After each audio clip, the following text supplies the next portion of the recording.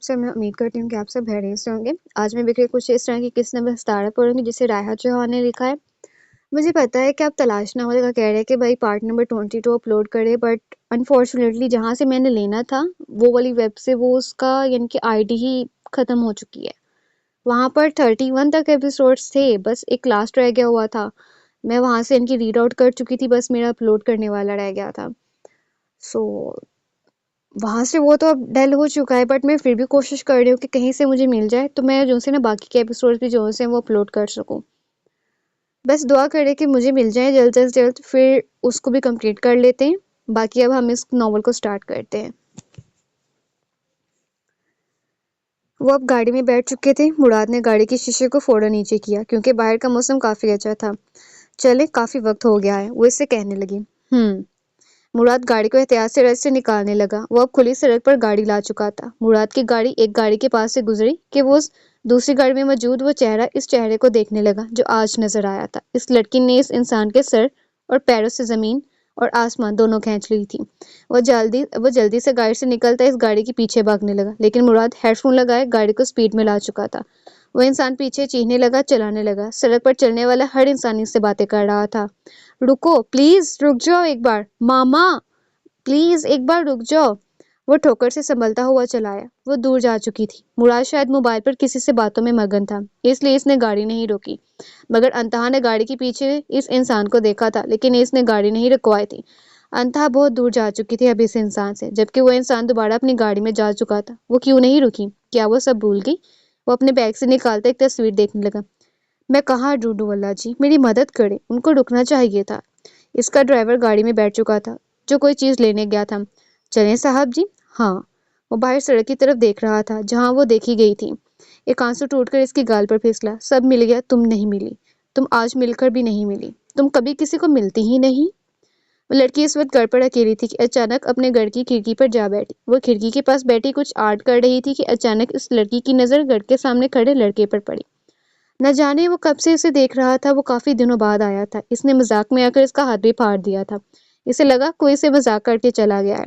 وہ اب اپنی تھوڑی پر ہاتھ رکھے اسے اگنور کرنے لگی، جیسے اس نے اسے دیکھا ہی نہ ہو۔ وہ لڑکا مسکراتا اپنے آپ پر قابو پاتا اسے اشارہ کرنے لگا کہ فوراً اس نادان لڑکی نے اس کی طرف دیکھا۔ وہ نادان لڑکی صرف اسے اتنا ہی اگنور کر سکتی تھی۔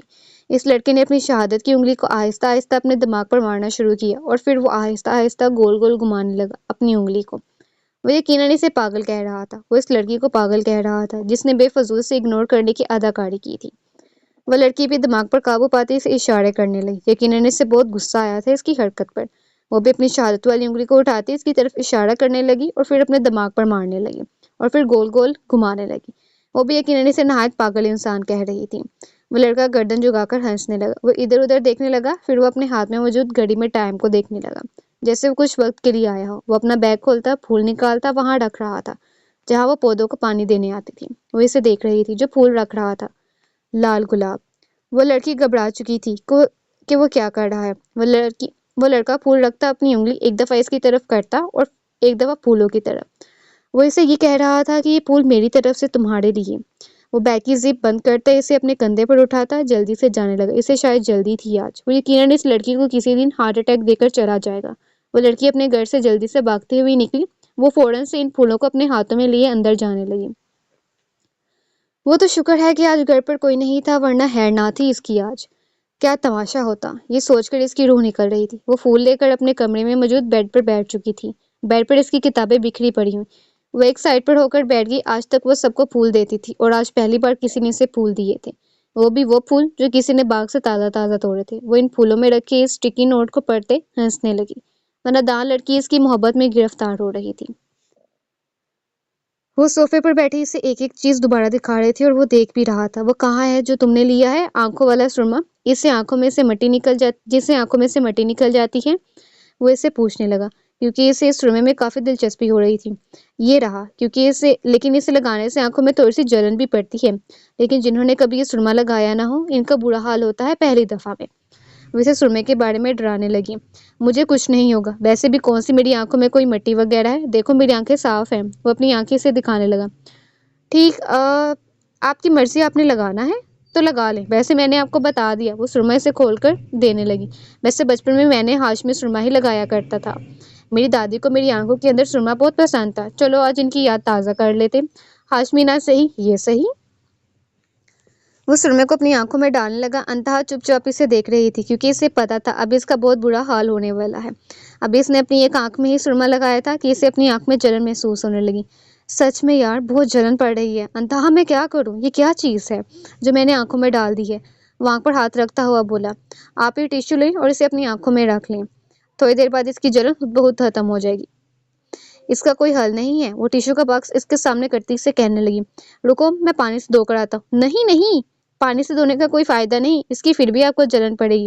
ٹیشو رکھ لیں، ایک دو منٹ تک اس کی جلن خود ختم ہو جائے گی۔ میں نے آپ کو کہا بھی تھا کہ یہ نہ استعمال کریں، اسے کافی جلن پڑتی ہے۔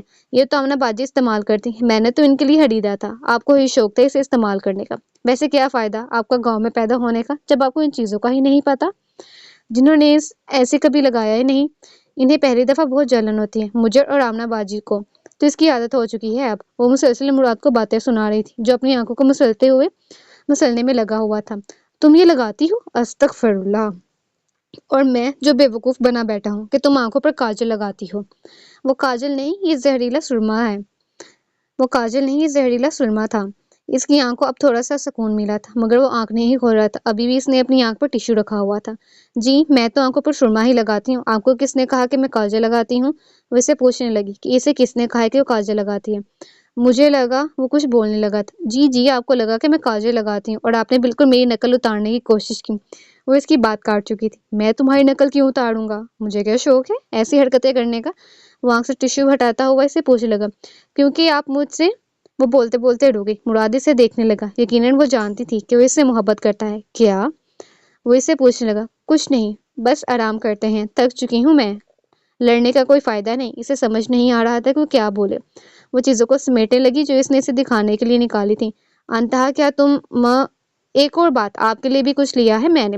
وہ بس چاہتی تھی کہ وہ کوئی ایسی بات نہ کرے جس کا وہ ابھی جواب نہ دے سکے۔ کیا؟ وہ حیران ہوتا اسے دیکھنے لگا جس کا رنگ ایک دم سے اٹھ چکا تھا۔ وہ اس کا اشارہ سمجھ چکا تھا کہ وہ ابھی اس چیز کے لیے تیار نہیں ہوئی، اسے وقت چاہیے تھا اور وہ دے گا، چاہے قیامت تک کے وقت کا انتظار کیوں نہ کرنا پڑے۔